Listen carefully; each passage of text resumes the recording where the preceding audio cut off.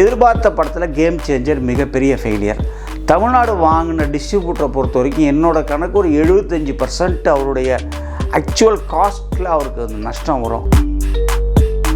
மாரி செல்வராஜோ இன்னும் அவங்க ஒரு படம் எடுக்கிறாங்க. உங்களுக்கு பிடிச்சா போய் பாருங்கள், பிடிக்கலைன்னா விட்டுட்டு போயிட்டு இருங்க. நீங்கள் ஏன் கமெண்ட் எல்லாம் போடுறீங்க? அவர் இஷ்டத்துக்கு அவருடைய ஐடியாவுக்கு படம் எடுக்கிறாரு. உன்னோட கேள்வியிலேயே உன்னோட கேள்விக்கு பதில் இருக்குது.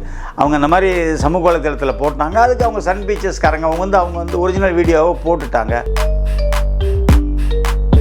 இது 65 கோடி, இது 85 கோடின்னு சொல்லிட்டு எனக்கு அதெல்லாம் புரிய மாட்டேங்குது. இப்போ ஜவான் வந்து உள்ளே 1000 கோடி ரூபா வசூலா, புஷ்பா 2000 கோடி ரூபா வசூலா? ஒரு ப்ரொடியூசரோட காசை இவ்வளவு வேஸ்ட் பண்ண வேண்டாம்னு அன்புக்குரிய சங்கர் ரொம்ப எனக்கு ஃப்ரெண்டு. எனக்கு அதனால் உங்கள் சேனல் மூலமாகவும் பொதுமாகவும் சொல்கிறேன், நான் யாரோட பணமாக இருந்தாலும் பணம் தான். உழைப்பு, நேரம், கால விரயம் இவ்வளவு வேஸ்ட் பண்ண வேண்டாம்.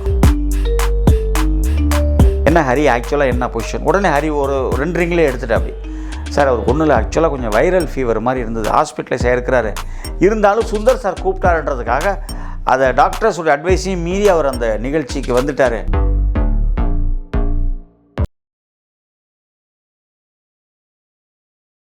சார் வணக்கம். சார் வணக்கம் முருகா. சார் எப்படி இருக்கீங்க? நல்லா இருக்கேன் முருகா. சார் பொங்கலுக்கு நிறைய படங்கள் வெளியாகிது, உங்களுக்கே தெரியும். எந்த படம் சார் வெற்றி பெற்றது, எந்தெந்த படம் எதிர்பார்த்த அளவுக்கு வெற்றி பெறலை? இதில் வந்து நம்ம மத கஜராஜா விஷால் சுந்தர் சி காம்பினேஷன், அது ஒரு இமாலய ஒரு மாபெரும் வெற்றி. எதிர்பார்த்த படத்தில் கேம் சேஞ்சர் மிகப்பெரிய ஃபெயிலியர்.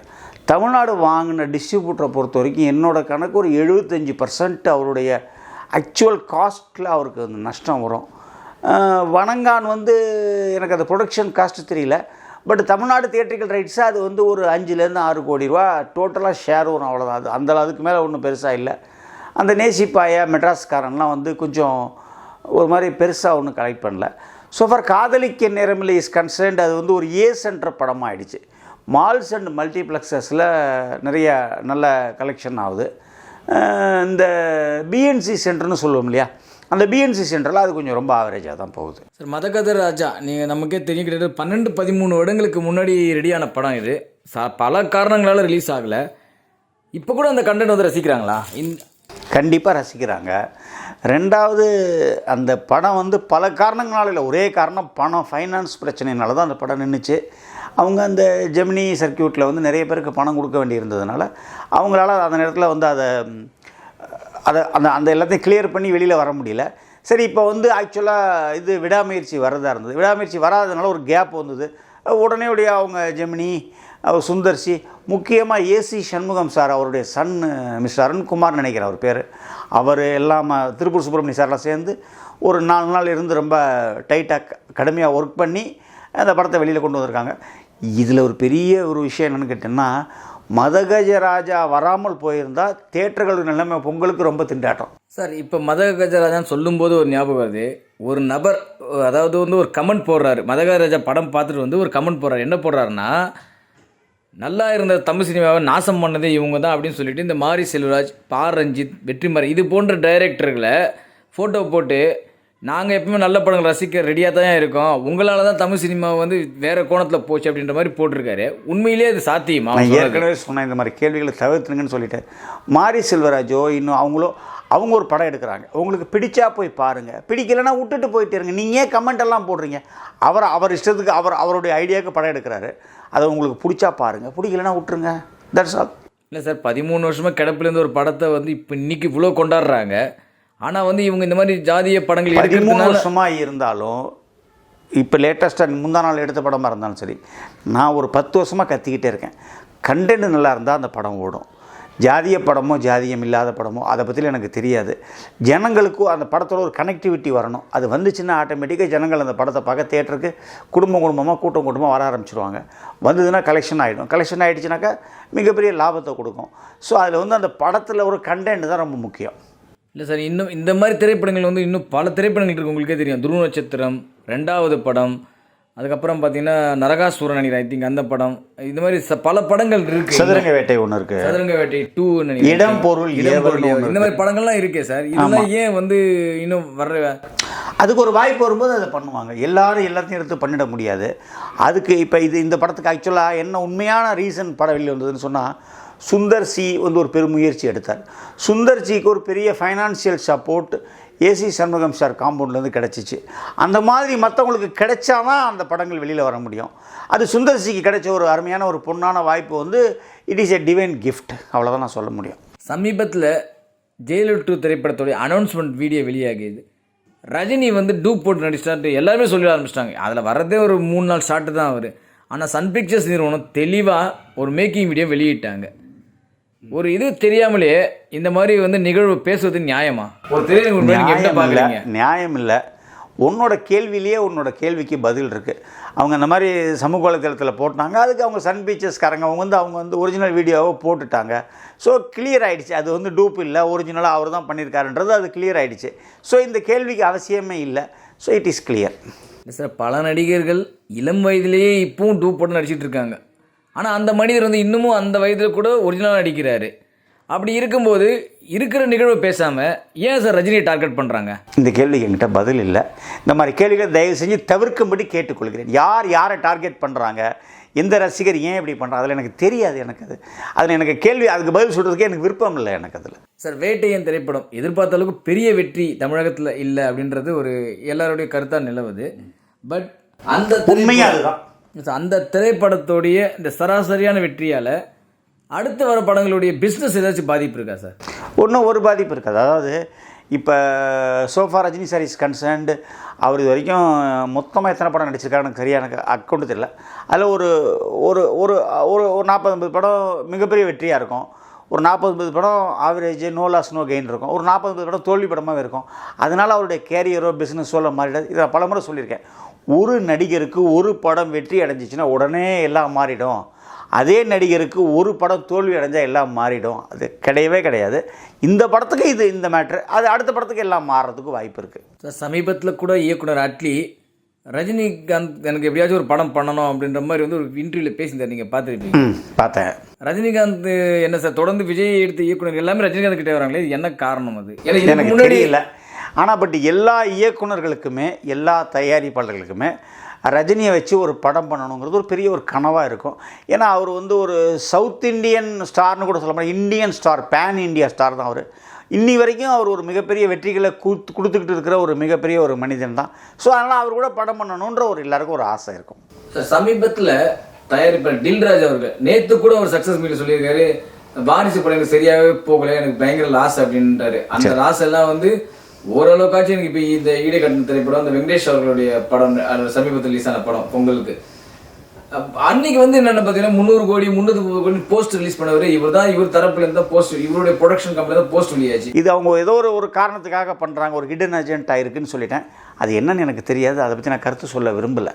இல்லை சார், நடிகர்களை திருப்திப்படுத்துறதுக்காகவும் அடுத்த படத்துடைய கால் ஷீட் வாங்குறதுக்காகவும் இந்த மாதிரி நிகழ்வுகள் பண்ணுறாங்களா? இருக்கலாம், மேபி சான்சஸ் ஆர் தேர். இல்லை சார், மற்ற நடிகர்கள் யாரும் இந்த மாதிரி பெருசாக பண்ணுறது இல்லையா சார்? அது ஏன் சார்? எல்லா நடிகர்களுடைய படத்துக்கு ஒரு தப்பான இது கலெக்ஷன் டீட்டெயில் கொடுக்குறாங்க. இது 65 கோடி, இது 85 கோடின்னு சொல்லிட்டு எனக்கு அதெல்லாம் புரிய மாட்டேங்குது. இப்போ ஜவான் வந்து உள்ளே 1000 கோடி ரூபா வசூலா, புஷ்பா 2000 கோடி ரூபா வசூலா, எனக்கு அதெல்லாம் தெரிய மாட்டேங்குது ஆக்சுவலாக. எனக்கு அதாவது இது என்ன எந்த கணக்கில் வெளியிடுறாங்கன்னு எனக்கு தெரியல. அதே மாதிரி நீயே என்கிட்ட ஒரு 15 நாளைக்கு முன்னாடி ரொம்ப ஒரு அற்புதமான ஒரு கேள்வி கேட்டேன். தியேட்டரில் வந்து வருஷம் முடிஞ்சோன்னா டிசம்பர் மாதம் ஒரு லிஸ்ட்டு போடுறாங்களே சார், இந்த வருஷத்தோட டாப் கிராஸ் டாப் கலெக்ஷன் அப்படி தான் போடுறாங்க. இந்த வருஷத்தில் டாப் லாபம் கிடைக்கிற படம்னு யாராவது போடுறாங்களான்னு நீ கேட்டேன். ரொம்ப அர்த்தமான ரொம்ப ஒரு நியாயமான கேள்வி எனக்கு பட்டது. ஸோ அதுதான் சினிமா. இல்லை சார், இப்போ நான் இந்த கேள்வி ஒரு கேள்வி கேட்க முற்படுறேன். நீங்கள் இந்த வருடத்தில் இந்த படம் தான் நம்பர் 1 நம்பர் 2ன்னு போடும்போது நாங்கள் என்ன எவ்வளோ அமௌண்ட்டுன்னு யாருமே போகிறது கிடையாது. இந்த படம் அதிக வசூல் முதல் இடம், 2வது போடும்போது இல்லை. இப்போ நான் என்ன சொல்கிறேன்னா, இப்போ 2024 பொறுத்த வரைக்கும் தமிழ்நாட்டில் அதிக கிராஸ் பண்ண படம் அமரன், அதுக்கு அடுத்த படம் கோட், அதுக்கு அடுத்த படம் வேட்டையன், அதுக்கு அடுத்தது அந்த ராயன், அந்த அரண்மனை 4th 5th அந்த ஸ்டேஜில் வருது. இது நம்ம சொல்ல முடியும். அந்த படத்தோட ப்ரொடக்ஷன் எனக்கு கலெக்ஷன் எனக்கு தெரியும். அதனால் கலெக்ஷன் வைஸாக நான் வந்து எப்படின்னு சொல்ல முடியும். அந்த அரண்மனைக்கு என்ன ப்ரொடக்ஷன் காஸ்ட், இவ்வளோ ரூபாய்க்கு எடுத்து இவ்வளோ ரூபாய்க்கு ஓடிச்சுன்னா என்ன லாபங்கிறது ஒரு பர்சன்டேஜ் ஒன்று வரும். இப்போ கோட் படத்துக்கு பட்ஜெட் என்ன, அதனோட பிஸ்னஸ் என்ன, ஸோ ரெண்டுக்கும் அது என்ன நம்பர் டேலி ஆகுதுன்னு பார்க்கணும். ஸோ அந்த கணக்கு எங்களுக்கு தெரியாது, இன்னும் சொல்லப்போனால் யாருக்குமே தெரியாது எக்ஸப்ட் ப்ரொடியூசர். நீங்கள் சொல்கிறது எல்லாமே ப்ரொடக்ஷன் சைடுன்னு சொல்கிறீங்க. நான் கேட்குறது என்னென்னா, ஒரு திரையரங்குகளை இப்போ இப்போ நீங்கள் ஒரு திரையரங்கு வச்சுருக்கீங்க, அந்த திரையரங்கில் இந்த வருடம் வந்து 30 படம் ரிலீஸ் பண்ணியிருப்பீங்க. அந்த 30 படத்தில் உங்களுக்கு வந்து அதிகமாக லாபம் கொடுத்த படம். ஏன்னா ஒவ்வொரு படத்துக்கும் ஒவ்வொரு டேர்ம்ஸ் அண்ட் கண்டிஷன் வரும். உங்களுக்கு தெரியும், ஒவ்வொரு படத்துக்கும் ஒவ்வொரு டேர்ம்ஸ் அண்ட் கண்டிஷன்ஸ் வரும். 70க்கு 30 வரும், 60க்கு 40 வரும், ஏன் சில படங்கள் 50க்கு 50 கூட கொடுப்பாங்க. அப்படி இருக்கும்போது இந்த படம்லாம் லாபம் எங்களுக்கு அந்த 10 பட்டியல போடலாமே சார். அது ஏன் சார் திரையரங்கு உரிமையாளர்கள் போட மாட்டேங்கிறாங்க? அடுத்த வருஷத்துலேருந்து என்னுடைய திரையரங்கத்தில் நான் அந்த லிஸ்ட்டை நான் போடுறேன். ஏன்னா நான் போடுறேன், மற்ற தியேட்டர்காரங்களை அந்த மாதிரி போடுங்கன்னு நான் சொல்ல முடியாது. ஏன்னா அவங்க வந்து கிராஸ் போடுவாங்க, அது அவங்களோட சௌரியம். நான் வந்து போட முயற்சிக்கிறேன். இது ஒன்று ஒரு வாக்குறுதியாக எடுத்துக்க. 2025 டிசம்பரில் நான் போடுறேன். இல்லை சார், என்னென்னா எப்போவுமே முன்னணி நடிகர்களோட படங்கள்லாம் டாப் லிஸ்ட்டில் இருக்கும். ஸோ இந்த முன்னணி நடிகரோட ரசிகர்கள் ஃபேன்ஸை திருப்திப்படுத்துறதுக்கு நம்ம லைக்ஸ் வாங்கலாம், நம்ம ரீட்வீட் வாங்கலாம், நம்ம பேஜுக்கு ஃபாலோஸ் வருவாங்க. இதுக்காக தான் வந்து இங்கே நடந்துகிட்டு இருக்குது அந்த விஷயங்கள் அப்படின்னு எடுத்துக்க முடியுமா? அதை இதை நான் ஒரு 10 வருஷமாக சொல்லிகிட்டு இருக்கேன், ஆமான்னு சொல்லிட்டு திரும்பவும் கேட்டேன். எனக்கு போர் அடிக்குது முருகன் எனக்கு. இல்லை சார், தொடர்ந்து இல்லை அதுதான் நடந்துக்கிட்டு இருக்கு, அவ்வளோதான் விஷயம். இயக்குனர் சங்கர் அவர்கள் தொடர்ந்து பார்த்தீங்கன்னா தோல்விகள், இந்தியன் 2 படுதோல்வி, கேம் சேஞ்சர் படுதோல்வி, அதுக்கு முன்னாடி ஒரு எடுத்த சரியாக படமும் ஓடலை, தொடர்ந்து இந்த மாதிரி திரைப்படங்கள் வந்து தோல்வியாகவே அவருக்கு அமையுது. ஆனால் அவரை நம்பி மட்டும் எப்படி சார் முதலீடு பண்ணுறாங்க பெரிய பெரிய நிறுவனங்கள்? அது என்ன காரணம்? அது அந்த முதலீடு செய்கிற தயாரிப்பு நிறுவனங்களை பற்றி தான் கேட்கணும். ஒரு நிமிஷம். இன்னொன்று சிலது வந்து உள்ளபடியே ரொம்ப அன்வான்ட் இந்தியனுக்குள்ளே ரொம்ப நான் நிறைய 2-3 தடவை பேசி முடிச்சுட்டேன். கேம் சேஞ்சர்லாம் அந்த சாங்குக்கெல்லாம் ஏன் அப்படி பண்ணாங்க, என்ன பண்ணாங்க? அதே மாதிரி அந்த எலெக்ஷன் கமிஷன் இருக்குது, அப்படி என்ன ஒரு பவர்ஸ் இருக்குது? ஏற்கனவே தின்னவனே இது ஒரு படம், விஜயகாந்த் படத்தில் கூட அதெல்லாம் வந்துருச்சு. So it is atrocious. ஒரு ப்ரொடியூசரோட காசை இவ்வளவு வேஸ்ட் பண்ண வேண்டாம்னு அன்புக்குரிய சங்கர் ரொம்ப எனக்கு ஃப்ரெண்டு. எனக்கு அதனால் உங்கள் சேனல் மூலமாகவும் பொதுமாகவும் சொல்கிறேன், நான் யாரோட பணமாக இருந்தாலும் பணம் தான். உழைப்பு, நேரம், கால விரயம் இவ்வளவு வேஸ்ட் பண்ண வேண்டாம். சங்கர் அவர்களுக்கு இவ்வளோ பெரிய பட்ஜெட்டில் பட வாய்ப்புகள் கிடைக்குது. ஆனால் இங்கே ஹிட்டு கொடுத்துருக்காங்க. சமீபத்தில் நம்ம அந்த படங்கள் எல்லாம் ஆகா ஓகோன்னு பாராட்டி புகழ்ந்து தள்ளியிருக்கோம். ஆனால் அவங்களுக்கு இன்னும் இது வரைக்கும் 2வது படம் வரவே இல்லை. கண்ணும் கொள்ளையடித்து அந்த டைரக்டர் வரல. பெரியசாமி ஏன் ஒருத்தர் சங்கர்கிட்ட போகிறாரு, ஏன் ஒருத்தர் தேசிங்க பெரியசாமிகிட்ட போகல? இதுக்கு பதில் நான் சொல்ல முடியாது. ஏன்னா யார் படமாக இருந்தாலும் அந்த படத்தை நம்ம திரையிடுறோம், வெள்ளிக்கிழமை நம்பிக்கையோடு திரையிடுறோம். அந்த படம் நல்லா ஓடிச்சுன்னா 2 வாரமோ 3 வாரமோ 4 வாரமோ 5 வாரமோ 100 days வரைக்கும் கூட ஓட்ட போகிறோம். படம் நல்லா இல்லையா, அடுத்த வியாழக்கிழமை கடைசி பண்ணிட்டு அதுக்கடுத்த வெள்ளிக்கிழமை வேறு படத்துக்கு போயிட்டே இருப்போம். இதை எங்களோட ஒரே டெண்டன்சி. நீங்கள் திரையரங்கு உரிமையாளராக பதில் சொல்கிறீங்க. பட் 300 கோடி ரூபாய் பட்ஜெட்டில் படம் எடுத்து வெறும் 100 கோடி ரூபாய் வந்ததுக்கும் 50 கோடி ரூபாய் பட்ஜெட்டில் படம் எடுத்ததுக்கு 100 கோடி ரூபாய் வரதுக்கும் நிறைய வித்தியாசம் இருக்குது. ஏன் அந்த தயாரிப்பாளர்கள் இதை யோசிக்க மாட்டாங்களா? இல்லை வந்து இங்கே இருக்கிற இளம் இயக்குநர்களை வளர விடாமல் தடுக்கிறாங்களா? அந்த மாதிரி ஏதாவது சூழ்நிலை யாரையும் தடுக்கலை. அடுத்து தயாரிப்பாளர் சங்கத்தினோட கூட்டம் நடக்கும்போது உனக்கு நான் முதலே தகவல் சொல்லிடுறேன். நீ போய் அந்த கூட்டத்தில் எல்லா தயாரிப்பாளரும் இந்த கேள்வியை கேட்டுரு. ஒரு ராட்சசன் படம் எடுத்த இயக்குனருக்கு அடுத்த படம் வாய்ப்பு இல்லை. அயோத்தின்னு ஒரு படம் எடுத்தார், உங்களுக்கு தெரியும், சசிகுமார். அந்த படத்தோட இயக்குனர் இன்னும் அடுத்த படம் வாய்ப்பு வரல. இது மாதிரி பல படங்கள் சொல்லலாம். போர் தொழில் எடுத்த இயக்குனர் அடுத்த படம் இல்லை. சமீபத்தில் லப்பர் பந்து எடுத்த இயக்குனருக்கு அடுத்த படம் வாய்ப்பு இல்லை இன்னும். இது எல்லாமே வெற்றி படங்கள். திரையரங்குகளுக்கும் சரி, தயாரிப்பாளர்களுக்கும் சரி, படம் பார்த்தவங்களும் சந்தோஷமா போனாங்க இந்த படங்கள்லாம் பார்த்துட்டு. உண்மை. ஆனால் அந்த திரைப்படங்கள்லாம் பார்த்து எடுத்த அந்த இயக்குனர்கள் இன்னும் அடுத்த படம் வாய்ப்பு இல்லை. என்ன காரணம்னு நினைக்கிறேன். ஒரு திரையரங்கு நீங்கள் என்ன யோசிப்பீங்க? ஏன் இவங்க வாய்ப்பு இல்லை? ஒன்றுமே யோசிக்க எங்களால் முடியாது. ஏன்னா அது எங்கள் சப்ஜெக்டே இல்லை. அது வந்து தயாரிப்பாளர் சப்ஜெக்ட். யாரை வச்சு படம் பண்ணணும், எந்த ஹீரோ வச்சுக்கணும், எந்த டைரக்டர் வச்சுக்கணும், எந்த ஹீரோயின், எந்த காமெடியன், எந்த மியூசிக் டைரக்டர், எந்த எடிட்டர், எந்த ஃபோட்டோகிராஃபர் எல்லாமே முடிவு பண்ணுறது தயாரிப்பாளர் தான். அவர் ஏன் முடிவு பண்ணுறாருன்னு தயாரிப்பாளர்கிட்ட தான் கேட்க முடியும். சார், சமீபத்தில் நடிகர் விஷால் அவர்கள், உங்களுக்கு தெரியும், அந்த படம் ப்ரெஸ் மீட் அப்போ வந்து கை நடுங்கி உடம்பு முடியாமல் ரொம்ப உட்கார்ந்துலாம் பேசினார். அதை வந்து பெருசாக கிண்டல் பண்ணாங்க, ஆளாளுக்கு ஒன்று பேசினாங்க. இப்போ பார்த்தீங்கன்னா இப்போ அவரே வந்து கிண்டல் பண்ணுறாரு.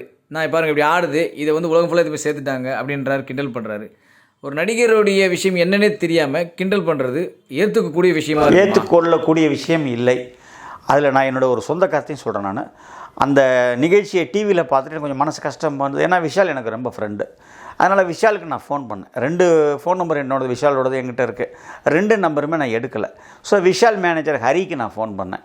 என்ன ஹரி, ஆக்சுவலாக என்ன பொசிஷன்? உடனே ஹரி ஒரு 2 ரிங்கிலே எடுத்துகிட்டு அப்படி, சார் அவருக்கு ஒன்றும் இல்லை, ஆக்சுவலாக கொஞ்சம் வைரல் ஃபீவர் மாதிரி இருந்தது, ஹாஸ்பிட்டலைஸ் ஆகிருக்கிறாரு, இருந்தாலும் சுந்தர் சார் கூப்பிட்டாருன்றதுக்காக அதை டாக்டர்ஸோட அட்வைஸையும் மீறி அவர் அந்த நிகழ்ச்சிக்கு வந்துட்டார் அங்கே வந்து அவரால் கொஞ்சம் முடியாமல் போயிடுச்சு, அதுதான் விஷயம். Is now under treatment. அதுபோக இன்னொரு விஷயம் இன்றைக்கி காலையில் கூட கேள்விப்பட்டேன். நேற்றுக்கும் சரி இன்றைக்கும் சரி ஒரு கிட்டத்தட்ட ஒரு 3-4 தேட்டர் டைரக்டரோட சேர்ந்து அவர் தேட்டர்லாம் விசிட் பண்ணுறாரு. Is alright, perfectly alright. அது அவங்க சமூக வலைத்தளங்களில் போடுறவங்க போட்டுட்டு தான் இருப்பாங்க, அதுக்கெல்லாம் நம்ம ஒன்றும் சொல்லிட்டு இருக்க முடியாது. இந்த மாதிரி சூழ்நிலை நிலவ ஒரு பக்கம் வந்து காதலிக்க நேரமில்லை சம்பந்தமாக ஜெயமணி அவர்கள்கிட்ட ஒருத்தவங்க பேட்டி எடுக்கிறாங்க. சார் உங்களுக்கு ஜெயம் ரவியில் ரவி மோகன் அவர்கிட்ட பேட்டி எடுக்கிறாங்க. அவர் என்ன சொல்கிறாருன்னா, எனக்கு சினிமா ஆசையே இல்லைனா எம்ஏமேல போயிடலான் இருக்கா அப்படின்றாரு. இருக்கிற நடிகர்கள் எல்லாம் இந்த மாதிரி, ஏன்னா இவரெல்லாம் பார்த்தா 2 மாதத்துக்கு ஒரு படம் 3 மாதத்துக்கு ஒரு படம் கொடுத்துட்ருக்காரு இப்போ கண்டினியூவாக. ஏன் சார் நடிகர்களோட இந்த மனப்பான்மை ஏன் சார் அப்படி மாறுது? அவங்கள்ட்ட தான் கேட்கணும் ராஜா, எங்கிட்ட எப்படி கேட்க முடியும்? எனக்கு என்ன தெரியும்னு கேட்குறேன் சார். நீங்கள் வந்து ரவி சாருடைய ஃபேமிலியில் ஏதோ சம் பிரச்சனைகள் இருக்குது, அவர் டைவர்ஸ் எல்லாம் அப்ளை பண்ணியிருக்காரு. இன்றைக்கோ நேற்றுக்கோ கூட ஹியரிங் வந்துச்சு கோர்ட்டில்.